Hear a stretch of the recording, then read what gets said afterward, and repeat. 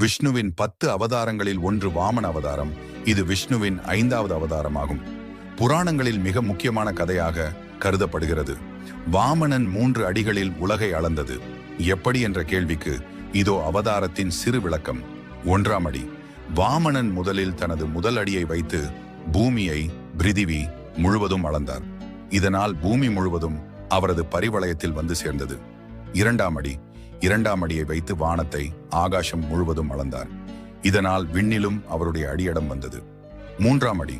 2வது அடியுடன் உலகின் எல்லாமும் அளந்து முடிந்ததால் 3ஆம் அடியை வைக்க ஸ்தலம் கிடைக்கவில்லை. அப்போது மகாபலி தனது தலையை வாமனனின் 3வது அடியாக வைக்க அர்ப்பணித்தார். இதனை அடுத்து வாமனன் தனது 3ஆம் அடியை மகாபலியின் தலையில் வைத்து அவனை பாதாளத்தில் தள்ளினார். இந்த சம்பவம் மூலமாக வாமனன் உலகை அளந்த பெருமாள் என அழைக்கப்படுகிறார். தேங்க்ஸ் ஃபார் வாட்சிங். இந்த வீடியோ பிடித்திருந்தால் சப்ஸ்கிரைப்